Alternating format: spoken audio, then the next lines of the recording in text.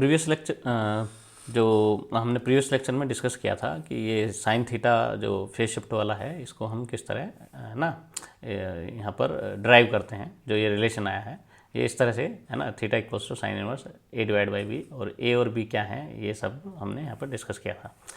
ठीक है, अब उससे आगे चलते हैं। तो जो ये फेस मेजरमेंट वाला है, तो एक तो ये दो अगर साइनसोइडल सिग्नल दे रहे हैं उनके बीच में फेस शिफ्ट कितना है वो मेज़र कर देता है। दूसरा, आप अगर एक सिग्नल की अगर फ्रिक्वेंसी भी निकालना चाहते हो जो आप तो उसमें आपको एक सिग्नल की फ्रिक्वेंसी नोन होनी चाहिए और फिर उसको आप कंपेयर कर दोगे दूसरे के साथ। अब जैसे सपोज़ करो पैटर्न हमारा ये आया, तो ये हमें पता है पहले से ही, मतलब हमने पहले से क्या मतलब है, मतलब हमने करके देखे हुए हैं। तो पैटर्न किस किस तरह के आते हैं। अगर इस तरह का पैटर्न है तो जो वाई एक्सिस पे जो आएगी है ना सिग्नल, वो जो एक्स एक्सिस पे जो सिग्नल अप्लाई किया हुआ है उसकी जो फ्रिक्वेंसी है वाई एक्सिस वाले की वो 2 टाइम्स ग्रेटर है। ठीक है, तब पैटर्न इस तरह का आता है। तो अगर इसको सपोज़ करो यहाँ पर 10 हर्ट्ज़ की फ्रिक्वेंसी है, तो जो वाई एक्सिस पे आ रहा है ना, जो वाई प्लेट पे आ रहा है उसकी फ्रिक्वेंसी 20 हर्ट्ज़ होगी। इस पैटर्न से हम निकाल सकते हैं। तो ये पैटर्न जो है ये एक तरह से बेसिकली क्या है, एक रेशो है। तो रेशो क्या है, जो फ्रिक्वेंसी मेजरमेंट बाय लिसेजस पैटर्न। तो लिसेजस पैटर्न में क्या है, F I divide by F X. तो एफ आई जो है वो है हमारा जो हम वाई प्लेट पे दे रहे हैं सिग्नल को, उसकी फ्रिक्वेंसी, और एफ एक्स है जो हम एक्स प्लेट पे दे रहे हैं है ना, उसकी फ्रिक्वेंसी है। तो ये इक्वल्स टू बनता है number of horizontal tendencies divide by number of vertical tendencies. ठीक है, तो अगर फ्रिक्वेंसी सेम है तो पैटर्न बनेगा इस तरह का ही। तो वो मैंने पैटर्न आपको दिखाएं। अगर फ्रिक्वेंसी दोनों सिग्नल की जिनके बीच में आप फेज शिफ्ट कर रहे हो तो बस यही पैटर्न बनते हैं। ठीक है, तो 0 डिग्री पे ये बनेगा, 90 डिग्री पे ये बनेगा, 180 पे ये बनेगा है ना। फिर 270 पे क्या बनेगा, 270 पे वापस सर्किल बन जाएगा, 270 डिग्री पे वापस सर्किल बनेगा। फिर ऐसे ही अब आ जाते हैं अब इन दोनों के बीच में, 0 से 90 के बीच में तो क्या होगा, 0 से 90 के बीच में है तो इस तरह की एलिप्स बनेगी। ठीक है, वो बस इसका जो साइज़ है वो डिक्रीज या इंक्रीज होता रहेगा। ठीक है, तो ये पॉइंट चेंज नहीं होगा, बी चेंज नहीं होगा, ये फिक्स रहेगा। ए की वैल्यू चेंज होती रहेगी है ना, ए की वैल्यू जो है वो चेंज होती रहेगी। तो जैसे जैसे आप एंगल चेंज करते रहेंगे 0 से 90 के बीच में, वैसे वैसे ही क्या है हमारा ए इंक्रीज़ होता रहेगा। तो अगर सपोज़ करो 0 से 90 के बीच में आप इसको इंक्रीज़ कराते जा रहे हो तो ए की वैल्यू भी क्या होती जाएगी, इंक्रीज़ होती जाएगी है ना। तो 0 डिग्री पे ए की वैल्यू 0 थी जब फेज शिफ्ट 0 था, और फिर जैसे जैसे आप इसको एंगल को मतलब सपोज़ करो फेज शिफ्ट उनके बीच में इंक्रीज़ होता जा रहा है, तो वैसे वैसे ही ए की वैल्यू इंक्रीज़ होती रहेगी, बी की वैल्यू फिक्स रहेगी है ना। ऐसे ही फिर आते हैं इस फेज शिफ्ट वाले में। तो 90 से 180 के बीच में है तो क्या केस होगा। ठीक है, तो इसमें फिर इसका जस्ट जो है 180 माइनस हो जाएगा। तो जो यहाँ पर हो रहा है वो यहाँ पर इस तरह का है। तो अब यहाँ पर थोड़ा सा इसको देख सकते हैं कि 0 से 90 के बीच में गए तो जो इलिप्स है वो हमारी क्या है, वो फिर इंक्रीज़ होती चली जाती है। तो इलिप्स है वो सर्किल की तरफ जा रही है, तो वो बढ़ता चला जाएगा और जब 90 पहुँचेंगे तो सर्किल बन जाएगा। फिर जब 180 की तरफ आते हैं तो क्या आती है, ये इलिप्स जो है ना, अब इधर टेंड हो जाती है। ठीक है, तो सेकंड क्वाड्रेंट में, तो उससे शिफ्ट होकर इधर हो जाएगी। तो अब फिर वो क्या है, वो फिर डिक्रीज़ होने लगते हैं है ना। तो सर्किल जो है, तो कहने का मतलब है अगर मैं इसको ये बोलूँ कि 10 degree theta equals to 10 degree है ना, और थीटा इक्वल्स टू 100 डिग्री, तो दोनों का सिमिलर बनेगा। बस वो जो है शिफ्टिंग जो है ना, वो 90 की होगी। जैसे यहाँ 45 है और फिर ये 45 डिग्री का है और 180 पे इस तरह का है ना, फिर 45 इधर, तो 135 हो गया, मतलब 90 इसमें ऐड हो गया। तो ऐसे ही अगर इलिप्स को देखा जाए तो जो थीटा इक्वल्स टू 10 पे बनेगी वो इस तरह बनेगी है ना। तो थीटा इक्वल्स टू 100 पे वो इस साइड में ऐसे बिल्कुल सेम वैसे ही इलिप्स इधर बनेगी। ठीक है, तो इसलिए इसका फार्मूला जो है वो यहाँ पर ये pi minus sine inverse A divide by B, तो इस तरह से आ जाता है। ठीक है जी, तो वापस आ जाते हैं अपने इस पे ही। अब यहाँ पर आ गए तो अब देखते हैं कि भाई हम इससे अब दो चीज़ मेजर कर सकते हैं। एक तो हम अगर दो फ्रिक्वेंसी सिग्नल का जिनके बीच में फेज शिफ्ट अगर हम कैलकुलेट कर रहे हैं, ठीक है, तो उसमें क्या है, उसमें एक तो अगर हम फेज शिफ्ट कैलकुलेट कर रहे हैं, ठीक है, तो उसमें क्या है, जो पैटर्न बन के आएगा वो बता देगा कि भाई इस तरह का फेज शिफ्ट है। ठीक है, अगर सेम फ्रिक्वेंसी है दोनों की तो उसको हम फिर अरेंज कर सकते हैं, सेम फ्रिक्वेंसी बना सकते हैं जब तक ये ना बन के आ जाए है ना। तो उससे फेज शिफ्ट पता चल जाएगा। दूसरा केस है, वो होता है ना हमारे पास एक टाइम डिवीजन वाला होता है, तो उससे क्या है हम उसकी फ्रीक्वेंसी को मतलब बिल्कुल जो हमारा जैसे सपोज करो हमारी वाई प्लेट पे एक फ्रीक्वेंसी दी हुई है और इसकी फ्रीक्वेंसी कुछ ज़्यादा है, ठीक है, तो ज़्यादा दोगे तो जो रेशो आएगी तो ये पैटर्न बन के आएगा कुछ मैं उसको आगे डिस्कस करूँगा कि अगर ज़्यादा है फ्रीक्वेंसी तो ये एक और बढ़ जाएगा इस तरह का, है ना, 3 टाइम्स ज़्यादा है तो एक और आ जाएगा, 4 टाइम्स ज़्यादा है तो एक और आ जाएगा, तो इस तरह से इंक्रीज़ होता चला जाता है। हाँ, तो मैं ये कह रहा हूँ कि अगर फ्रीक्वेंसी जो है हमारी, अगर हमें फ्रीक्वेंसी मेज़र करनी है लिसेस पैटर्न से, तो उसके लिए क्या करेंगे, उसके लिए दो सिग्नल में से एक की फ्रीक्वेंसी नोन होनी चाहिए, ठीक है। तो एक की फ्रीक्वेंसी नोन है तो दूसरे सिग्नल की अगर अननोन फ्रीक्वेंसी है पर उसका पैटर्न इस तरह कुछ आता है, तो उस रेशो से हम उसको जो अननोन फ्रीक्वेंसी वाला सिग्नल उसको निकाल सकते हैं। तो ये फार्मूला ये बनता है फ्रीक्वेंसी मेजरमेंट के केस में। तो अच्छा, दूसरा केस है कि दो अलग अलग फ्रीक्वेंसी के सिग्नल हैं, उनके बीच में फेज शिफ्ट निकालना है। तो कैसे निकालना है, तो एक को मान लो अपना रेफरेंस, एक सिग्नल को, दूसरे सिग्नल की जो फ्रीक्वेंसी है उसको टाइम बेस्ड जनरेटर से उसको सेट करते हैं। जो हमारा टाइम और टाइम डिवीजन वाला जो है, टाइम बेस्ड जनरेटर नहीं सॉरी, टाइम डिवीजन वाली जो नोब है उससे हम उसके बिल्कुल इक्वल बनाने की कोशिश करते हैं, मतलब पैटर्न में, ठीक है। तो उससे तो फिर जो बन के आएगा तो वो इस तरह का फेज शिफ्ट वो इस तरह का बन के आ जाएगा, ठीक है। वो तो हमें पता है कि जब हमने उसको जो उसका टाइम बेस हमने उसका चेंज कर दिया, टाइम बेस चेंज कर देंगे तो इस तरह का बन के आ जाएगा, ठीक है। तो इससे हम उसका फेज शिफ्ट निकाल लेंगे। तो ये कैलकुलेशन करनी पड़ेगी साइन थीटा वाली, ठीक। फिर जो फ्रीक्वेंसी मेजर करनी है तो उसके लिए क्या करना पड़ेगा, उसके लिए आपको जो ओरिजिनल है वो सिग्नल ओरिजिनल देना पड़ेगा। तो टाइम बेस वाले को उसको आपको क्या करना है, दोनों को सेम रखना है, इसका भी टाइम बेस वाला और इसका भी टाइम बेस वाला, दोनों को सेम रख दो। उस केस में जब दोनों को सेम रख दोगे तो जो एक्चुअल जो उनके बीच में जो फ्रिक्वेंसी का जो बेसिकली डिफरेंस है ना, कितने टाइम्स फ्रिक्वेंसी का डिफरेंस है, वो यहाँ पर उस तरह से उसका लेसेस पैटर्न आ जाएगा। और उस पैटर्न से हम ये जो फार्मूला है उससे हम उसकी फ्रिक्वेंसी कैलकुलेट कर लेंगे। तो अब वहाँ पर हम फ्रिक्वेंसी कैलकुलेट करते हैं इस बार। तो यहाँ पर आए तो F Y divide by F X, तो एफ वाई जो है वो है हमारी जो बेसिकली हम दे रहे हैं वाई प्लेट पे, है ना, वाई वाले प्लेट पे। एफ एक्स जो है वो दे रहे हैं हम एक्स प्लेट पे, जो सिग्नल दे रहे हैं उसकी फ्रिक्वेंसी है। तो ये इक्वल्स होता है नंबर ऑफ हॉरिजॉन्टल टेंजेंसीज, ठीक है। तो नंबर ऑफ हॉरिजॉन्टल टेंजेंसीज को इसको हम मार्क कर सकते हैं एन एच, और डिवाइड बाई जो नीचे वाला है नंबर ऑफ वर्टिकल टेंजेंसी, इसको ऐसे लिख सकते हैं एन, वर्टिकल वाले को एन भी कर दो, ठीक है। तो एफ वाई एफ एक्स मैंने यहाँ पर लिया हुआ है, ठीक है। इसको कई जगह F E divide by F H दिया हुआ है वर्टिकल हॉरिजॉन्टल। यहाँ पर 2 और 1 भी दिया हुआ है, जो वर्टिकल वाले को 2 से इंडिकेट कर रहे हैं, हॉरिजॉन्टल वाले को 1 से इंडिकेट कर रहे हैं। फिर इनको मतलब इलेक्ट्रिक सिग्नल है तो उसको E2 की फॉर्म में लिखा हुआ है कि E2 E1, तो वर्टिकल वाले को E2 लिखा हुआ है और जो हॉरिजॉन्टल वाला है सॉरी जो हमारा एक्स पे दे रहे हैं उसको E1 है ना, तो कहीं पर उसको EY डिवाइड बाई EX लिखा हुआ है। तो ये वाली रेशो में ये है इस तरह का। पर जो नंबर ऑफ हॉरिजॉन्टल टेंजेंसी है बस ये अपोजिट हेड बनता है, ये वर्टिकल वाला है, फ्रीक्वेंसी जो सिग्नल की वर्टिकल है, ऊपर क्या आएगा नंबर ऑफ हॉरिजॉन्टल टेंजेंसीज, बस ये ध्यान रखना है। अब इसको कैसे कैलकुलेट करते हैं इसको समझ लो। ये इस तरह का है। तो यहाँ पर हमारा ये पैटर्न बन गया है कोई, ठीक है। तो नंबर ऑफ अब इसमें F Y divide by F X निकालना है, ये रेशो निकालनी है। तो F Y divide by F X की जो रेशो निकालनी है तो उसके लिए क्या करेंगे, सबसे पहले नंबर ऑफ हॉरिजॉन्टल टेंजेंसीज। तो हॉरिजॉन्टल टेंजेंसीज हम कहाँ देखेंगे, इधर देखेंगे, ठीक है। वर्टिकल टेंजेंसी किधर देखेंगे, इधर से देखेंगे। तो जो हॉरिजॉन्टल टेंजेंसी है ये कितनी हुई, यहाँ पर ये हमारा 2, मैं इसको मार्क कर लेता हूँ। देखो जो एक इस तरह का, इसको एक क्लोज्ड और एक होता है ना, जो ये फुल टेंजेंसी है इसको 1 से लेके चलते हैं, ठीक है। तो या तो 1 लेके चल लो, मैं इसको क्या करता हूँ, बस 2 या हाफ ही बनती हैं, तो मैं जो फुल वाली है उसको 2 ले लेता हूँ और हाफ वाली को 1 काउंट करता हूँ। तो सीधा वो कोई 1/2 या इस तरह का करने की ज़रूरत नहीं है, वो सीधा जो है ना इंटीजर में आता है इस तरह का।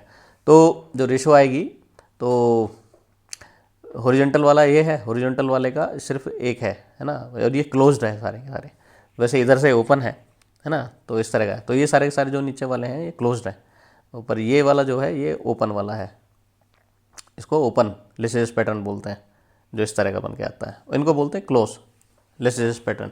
तो यहाँ पर तो जो क्लोज वाले हैं उसमें जो इस तरह की टेंडेंसी हैं तो इनको 1 काउंट कर लो, जैसे यहाँ पर 1 2 3, और जो हमारा वर्टिकल में है वो 1 है, इस तरह का। तो F Y by F X निकालना है, तो नंबर ऑफ हॉरिजॉन्टल टेंडेंसीज कितनी हो गई, तो यहाँ पर 1, मैं इसको 2 2 और इसको 1, तो 2 + 2 + 1, तो ये हो गई 5। और जो वर्टिकल टेंडेंसी है उसमें ये मैंने इसको मान लिया 2, तो 5/2 ऐसे आ गया।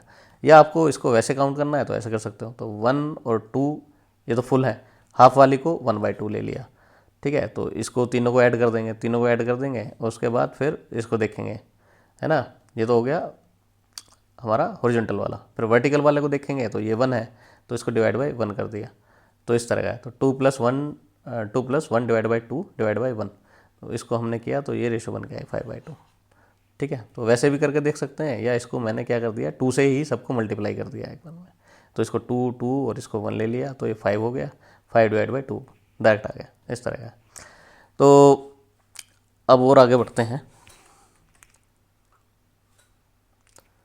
अब आते हैं इधर, तो यहाँ पर ये है Lissajous pattern for integral frequency. Integral frequency है मतलब 2 टाइम्स 3 टाइम्स 4 टाइम्स इस तरह का है। और जो नॉन इंटीग्रल वाली फ्रीक्वेंसी है उसका मतलब है कि 1.25 टाइम्स इंक्रीज हो रही है, 1.5 टाइम्स इंक्रीज हो रही है, या 1.75, है ना, इस तरह का। तो वो डेसिमल पॉइंट में कुछ इस तरह का है ना, फ्रैक्शन में आ रही है। तो यहाँ पर है, अब ये वाला बना हुआ है, तो ये बता रहा है कि ये 90 का फेज शिफ्ट है, ठीक है। तो यहाँ पर अभी क्या है, हम फ्रिक्वेंसी फाइंड आउट कर रहे हैं। तो एक सिग्नल की आपको फ्रिक्वेंसी पता है, ठीक है। तो जैसे कि यहाँ पर अब इसको FV/FH लिखा हुआ है, इसको चाहे आप FY/FX कर लो, ठीक है। ये एक्चुअली इंटरनेट से ली हुई है मैंने। तो FV/FH यहाँ पर लिखा हुआ है, तो इसका मतलब है FY/FX। तो ये वाली तो हो गई हमारी यहाँ हॉरिजॉन्टल टेंडेंसी, और ये हो गई हमारी वर्टिकल टेंडेंसी, ठीक है। तो यहाँ पर इसको लिख देता हूँ मैं NH और इसको लिख देता हूँ NB, ठीक है। तो वर्टिकल टेंडेंसी, तो इस तरह देखना होता है। अब यहाँ पर जो पैटर्न बन के आ रहे हैं, अब उसमें देखो क्या है। तो जैसे ये पैटर्न आ रहा है, वो पैटर्न वो हमारा ऊपर जो मैंने वेव शो की थी, एक ब्लू कलर वाली जो वेव है, हाँ ये वाली, तो बिल्कुल पैटर्न इस तरह का आ रहा है। तो ये उसकी रेशो बता रहा है। तो यहाँ पर EY लिया हुआ है, यहाँ पर EX लिया हुआ है, तो EY/EX = क्या बनेगा। तो अगर यहाँ से देखोगे तो EY/EX, तो ये FH डिवाइड बाई, है ना, सॉरी, ये FV, या इसको FY/FX भी लिख के देख सकते हो। तो ये बनता है हमारा NH/NV। तो NH कितना है, अब हॉरिजॉन्टल वाली देख लो, हॉरिजॉन्टल है हमारा ये वाला, और ये वर्टिकल वाला। तो हॉरिजॉन्टल में 2 2 4, है ना, तो 4 हो गया। और नीचे क्या है, जो वर्टिकल में बन रही है वो सिर्फ एक है, सिंपल, तो ये 2 आ गई, तो ये 2 आ गया, 2/1। तो EY जो है हमारा, है ना, और EX ये 2EX। तो EY की जो फ्रिक्वेंसी है वो EX से जो इस पे दे रहे हैं उससे 2 टाइम्स ग्रेटर है। तो इस तरह से निकल जाता है। तो एक की आपको पता हो तो दूसरे की आप निकाल सकते हैं। तो इस तरह के इसकी प्रॉब्लम हम सोल्व करते हैं। अब आते हैं वापस, इन सबको देख लेते हैं। अगर 3 टाइम्स ग्रेटर है तो इस तरह का रिलेशन बनेगा, ठीक है। 4 टाइम्स ग्रेटर है तो इस तरह का रिलेशन बनेगा, 5 टाइम्स ग्रेटर है तो इस तरह का रिलेशन बनेगा। ऐसे ही अब ये तो हो गया कि जब हमारी, है ना, जो वर्टिकल प्लेट पे दे रहे हैं उसकी फ्रिक्वेंसी जो हॉरिजॉन्टल जो एक्स प्लेट पे दे रहे हैं उससे ज़्यादा है ना। अब दूसरा केस है कि F जो वर्टिकल वाली जो फ्रिक्वेंसी है वो हमारी बेस में लेके चलते हैं, और उससे जो एक्स प्लेट पर जो दे रहे हैं उसकी फ्रिक्वेंसी 2 टाइम्स ग्रेटर है तो ये वाला केस, 3 टाइम्स ग्रेटर है तो ये वाला केस, 4 टाइम्स ग्रेटर है तो ये वाला केस बनेगा। इस तरह का पैटर्न आएगा, इस तरह का है। तो ऐसे ही हम इससे रेशो निकाल सकते हैं, ठीक है जी।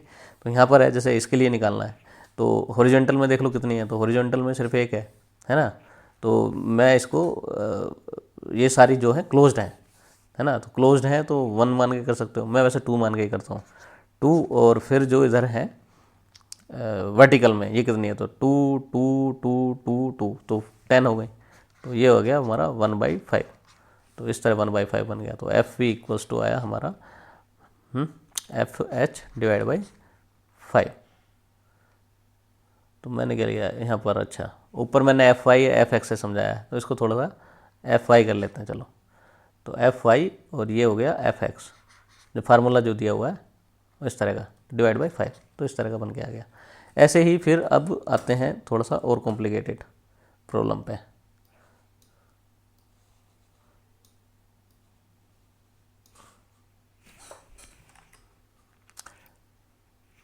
तो अब आ गए इधर, तो ये तो है इंटीग्रल फ्रीक्वेंसी, ये है थोड़ी सी हमारी जो है non integral frequency. Non integral frequency का मतलब है जो फ्रीक्वेंसी की रेशो है ना, वो 1.5 टाइम्स ग्रेटर है या इस तरह का, तो पैटर्न जो है हमारा इस तरह चेंज हो जाता है। अब इसको फाइंड आउट करना है, तो ऐसे इसमें है जैसे कि ये हमारा है F Y divide by F X, तो वही फार्मूला याद रखो, N H divide by N, ये हॉरिजॉन्टल वाला हो गया, ये वर्टिकल वाला हो गया, ठीक है। इस तरह का इसको याद रख लेते हैं। तो यहाँ पर एन एच पर देख लेते हैं, यहाँ पर है 2 2 और 2, तो 6 और नीचे है 4, तो 3/2, इस तरह का रिलेशन बन गया, ठीक है जी। तो ऐसे ही इसको निकाल सकते हैं। तो यहाँ पर ये हॉरिजॉन्टल एक्सिस है, ये हॉरिजॉन्टल वाली है और ये वर्टिकल वाली है। अब उसमें टेंजेंसी देख लो, 1 2 3 4 5, ये 5 है और ये 1 2, ठीक है, हॉरिजॉन्टल वाली, तो 2/5 हो गई। इस तरह का इसको निकाल लेंगे, ठीक। अब आगे चलते हैं यहाँ पर। तो अभी तक तो क्या कर रहे थे, अभी तक तो हम फ्रीक्वेंसी की रेशियो निकाल रहे थे। अब क्या है, अब दोनों चीज़ मिक्स कर देते हैं। अब फेज शिफ्ट भी है और फ्रीक्वेंसी भी जो है वो मल्टीपल में है। तो अब उस केस में क्या करेंगे, उस केस में हम पैटर्न को देख के चलते हैं, ठीक है। तो अगर दोनों सिग्नल पे अगर हमने वाई प्लेट और एक्स प्लेट पे सेम फ्रीक्वेंसी दी हुई है, तो पैटर्न बनता है इस तरह का। तो फेज शिफ्ट के अकॉर्डिंग, अगर फेज शिफ्ट 0 है तो इस तरह की एक लाइन आ जाएगी, है ना। अगर फेज शिफ्ट 45 का है तो इस तरह का बनेगा एलिप्स। अगर 90 है तो सर्किल बनेगा। फेज शिफ्ट 135 है तो इस तरह का है। तो जैसे मैंने बताया कि ये है ना, अगर फेज शिफ्ट है 0 तो इस तरह की लाइन आएगी, और फिर उसके बाद फेज शिफ्ट सपोज करो इंक्रीज़ होता जा रहा है, तो इस तरह ये एलिप्स जो है ये इस तरह बड़ी होती चली जाएगी, ठीक है। और फिर जब 90 का आएगा फेज शिफ्ट तो इस तरह बन जाएगा, और फिर उसके बाद 90 से आगे सपोज करो 100 है, तो 100 के लिए जो एलिप्स है वो हमारी थोड़ी सी इस तरह हो जाएगी, ठीक है। तो जो ये है इसका जस्ट मिरर इमेज है, मिरर इमेज बोल सकते हैं इसको, ठीक है। मिरर इमेज छोड़ो, मैथमेटिकल टर्म यूज़ करते हैं, 90 डिग्री, ठीक है। तो 90 डिग्री शिफ्ट हो जाएगी। तो 90 डिग्री बिल्कुल जस्ट इसका, ये सपोज करो 80 पे है तो ये 100 पे आएगी, ठीक है। पर 90 डिग्री शिफ्ट हो गया, इस तरह का, ठीक। बस इस तरह का चलता रहेगा। तो 180 के बाद में फिर वो इस डायरेक्शन में, 180 के बाद में क्या है वो फिर 180 से फिर 270, जैसे मैंने बताया पिछली बार, रिपीट होता है। तो 180 से अगर 270 पे जाओगे, है ना, तो वो वापस फिर सर्किल बन जाती है। तो 180 से क्या है, अब इस डायरेक्शन में फिर वो क्या करने शुरू करेगी, वो फिर इंक्रीज़ होना शुरू होगी। तो 90 से 180 के बीच में इलिप्स जो है, जो सर्किल से है, वो इलिप्स जो है वो फिर घटती हुई जाएगी, ठीक है। अब उस बेसिकली उस मैथमेटिकल टर्म को क्या बोलते हैं, जिसका इलिप्स जो साइज है वो कम होता जा रहा है, वो मुझे वो थोड़ा सा याद नहीं आ रहा है, ठीक है। तो बस उसको थोड़ा समझो कि जैसे यहाँ पर है 0 से 90 के बीच में ये इंक्रीज़ हुई, ठीक है, इस तरह का, और 90 से 180 के बीच में ये क्या है, फिर वापस सर्किल से फिर वापस इधर साइड में, है ना, वो डिक्रीज़ हो रही है, इस तरह का। डिक्रीज़ होते होते फिर वापस ये बन गई।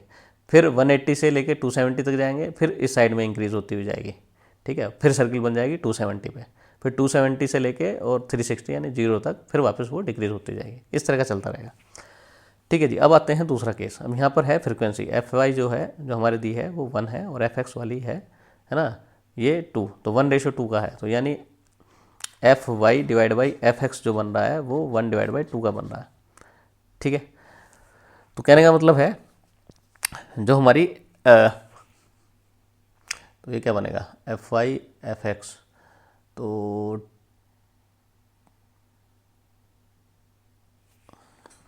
जो हमारी जो एक्स प्लेट पे दी है फ्रीक्वेंसी वो 2 टाइम्स ग्रेटर है एफ आई से, है ना। तो उस केस में अगर फेज शिफ्ट 0 है तो इस तरह का बन के आता है, ठीक है। तो इसमें अब इसको हम, ये है, इसको बोलते हैं ओपन लिसेजस पैटर्न। अब ओपन लिसेजस पैटर्न जो होता है उस केस में थोड़ा सा फाइंड आउट करना है ना, वो थोड़ा सा प्रॉब्लम करता है। तो इसको है आसान सा, बस उसको समझना है आपको। तो जब इस तरह का बन के आएगा तो आपको क्या करना है, पहले देखना है, जब उसको आप हॉरिजेंटल वाली देखनी शुरू करोगे तो हॉरिजेंटल में ये जो है ये क्लोज नहीं है ना। अगर ये क्लोज होती तो इसको मैं 2 मान लेता हूँ, जैसे मैंने इसको माना है ना, ये क्लोज है। तो इधर भी ये इसका हॉरिजॉन्टल है, ये इसका वर्टिकल है। तो हॉरिजॉन्टल में भी ये 2 है और वर्टिकल में भी 2 है। अब यहाँ पर इस केस में ये क्या है, ये कंप्लीट नहीं है, ये ओपन है। तो ओपन है तो उस केस में आपको क्या करना है,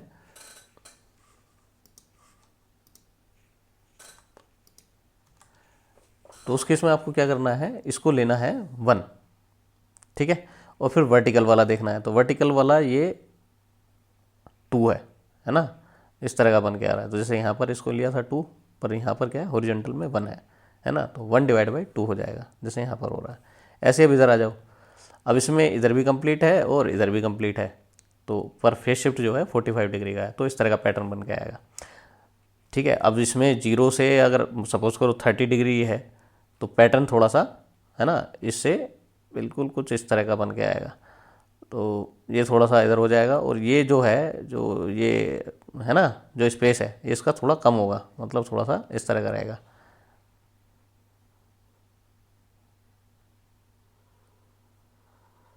इस तरह का बनेगा, ठीक है। तो चलिए, तो आपको कुछ पैटर्न मिलेगा, या तो इसमें से कुछ मिलेगा है ना, सेम फ्रीक्वेंसी वाला फेस शिफ्ट निकालना है, या आपको कुछ इस तरह का पैटर्न मिलेगा। तो एक फिक्स उसमें मिलेगा, ऐसा नहीं मिलेगा कि उसके बीच में दे देंगे कुछ, ठीक है ना।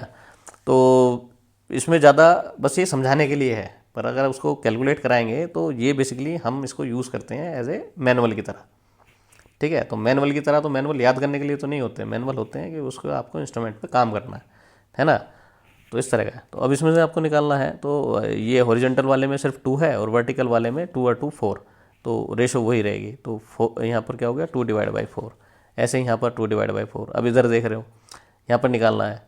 यहाँ पर हॉरिजॉन्टल जो टेंजेंसी दिखनी है वो है हमारी 2, और वर्टिकल वाली में 2 2 2 6, तो 2/6 बन गया, यानी 1/3 की रेशो आ गई। तो ऐसे इसमें निकाल सकते हैं, ऐसे ही यहाँ पर देख सकते हैं। यहाँ पर निकालना है ना, यहाँ पर फिर ये ओपन हो गई। अब इधर देख लो ये वाला चीज़। तो इधर से अगर आप देखोगे, ठीक है, तो 1 1 2 2 और 2, ये 6 बना, और ऊपर वाले में 2 और 2 और यहाँ पर सिंगल है, इसको हटा देता हूँ। चलो नीचे देख लेते हैं, 2 और 2 और 1, तो ये 5। तो 5 है हॉरिजॉन्टल वाला, और जो वर्टिकल में देखोगे ये 1, ये मैं इसको 2 लेके चलता हूँ। तो जो सिंगल है, जो ओपन एंडेड है, ठीक है, तो इसको मैं 1 लेके चलता हूँ, और जो क्लोज्ड है ना, उसको मैं 2 मान के चल रहा हूँ। तो 1 2 और 3 4 5 और ये 6 हो गया, ठीक है। तो ये बन गया 5/6, इस तरह का है। ऐसे इसमें अब ये सारे क्लोज्ड हैं, इसमें ओपन है, इसमें भी ओपन है, इसको भी देख लेते हैं। तो ये है हमारा, इधर से देख लो या इधर से देख लो, ऐसे इसमें है, उसको इधर से देख लो या इधर से देख लो, ठीक है। बस ऊपर वाला है उसको, ये कंप्लीट नहीं है, इसको ध्यान रखना, ठीक है। तो इधर से देखोगे तो 2 है, इधर से भी देखोगे तो 1 1 2 है, पर जब ऊपर से देखोगे तो इसको ऐसा लगेगा कि हाँ ये लाइन हमारी ओपन एंडेड तो है नहीं, है ना, पर ये बेसिकली ओपन एंडेड है, क्योंकि अगर इसको फिर आप इससे कंपेयर करना, बस ये ध्यान रखना है। अब इसमें ये कितना बन गया, 2 और ये 3, ठीक है, और नीचे वाला 1 और 2 इसको ले रहा हूँ मैं, ओपन एंडेड को 1 ले रहा हूँ, तो 1 + 2 और +1, ठीक है। तो ये 3/4, इस तरह से इसके याद हो जाएगा। तो सिंपल है, बस थोड़ा सा इसमें आपको ध्यान देने की ज़रूरत है, और इस फार्मूले को 2-4 बार देखना है ना। जब FI/FX रहता है तो कुछ इस तरह का कि वही, ये ऊपर वर्टिकल वाला, ये वाई प्लेट वाला है, तो ऊपर भी वाई प्लेट में काउंट करने लगते हैं। तो थोड़ा प्रैक्टिस से ये आ जाता है, और बहुत सिंपल चीज़ है, कुछ इस तरह का है नहीं। बस इसमें क्या आएगा, इसमें आपको पैटर्न बन के आ जाएगा। तो इसमें जो न्यूमेरिकल आएगा, फेस शिफ्ट तो मेजर करने के लिए आएगा सिर्फ आपको जिसकी फ्रिक्वेंसी सेम है, तो इन तीनों को दे देंगे और ए और बी की कुछ वैल्यू या ग्राफ दे देंगे, उससे तो फेस शिफ्ट मेजर के लिए आएगा। हाँ, फ्रिक्वेंसी कैलकुलेट करने के लिए इनमें से कोई सा पैटर्न मिल सकता है, ठीक है। तो FY/FX यहाँ पर जो है आपको रेशो निकालनी है उस पैटर्न से, ठीक है। तो पैटर्न से आपको ये आना जरूरी है। तो इस पैटर्न से जैसे कि मैंने यहाँ पर निकाल रहा हूँ, तो 2 2 और 2 और 2, ये कितना हो गया, 8, और इधर देख रहे हैं 2 और 2 2, ये है 6, तो 6/8 हो गया। ठीक है, तो 6/8 इस तरह का है। तो किसी एक सिग्नल की आपको फ्रिक्वेंसी मिली हुई होगी, तो दूसरे फ्रिक्वेंसी की आप निकाल दोगे क्योंकि रेशो आपको पता चल गई है। तो लिस्टेज पैटर्न इस तरह का CRO पे आएगा। ठीक है, और उस पैटर्न से आपको निकाल आना चाहिए फ्रिक्वेंसी का जो है रेशो क्या है दोनों सिग्नल पे, जो हमने दोनों प्लेट पे जो हमने है ना फ्रिक्वेंसी जो सिग्नल दिए हुए हैं उनकी बीच की जो फ्रिक्वेंसी की जो रेशो है वो हमें निकालनी आनी चाहिए। उसके बाद एक सिग्नल की आपको फ्रिक्वेंसी पता है तो दूसरे की आप निकाल लेंगे।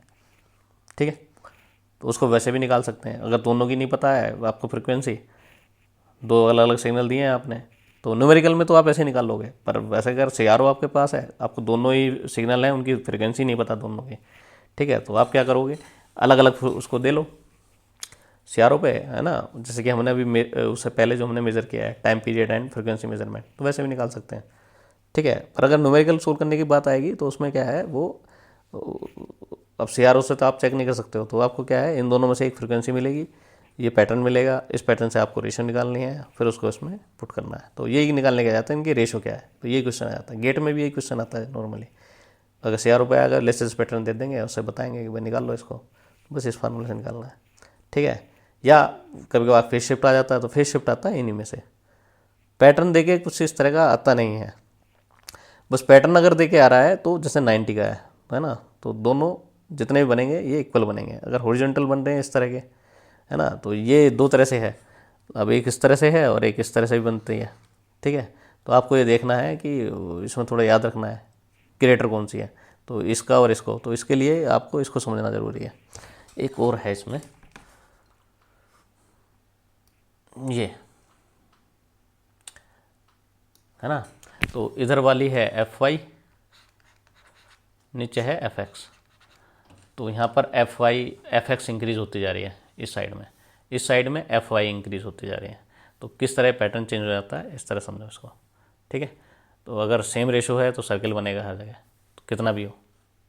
ठीक, अगर इस तरह है कि आपकी जो FX वाली है वो जो है हमारी, है ना, यहाँ पर FY divide by FX equals to 1/2, तो इसका मतलब हुआ कौन सी इंक्रीज हो रही है, तो हाफ है, तो FX इक्वल्स टू 2FY।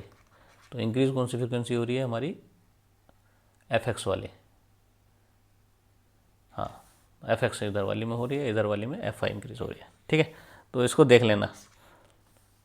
तो इस तरह का बनेगा, तो इस तरह का पैटर्न आ जाता है बन के, और आपको फिर उसमें वो कि ये वाला फार्मूला यही रहेगा, कहीं पर इसको रिवर्स करके भी लिखा हुआ है।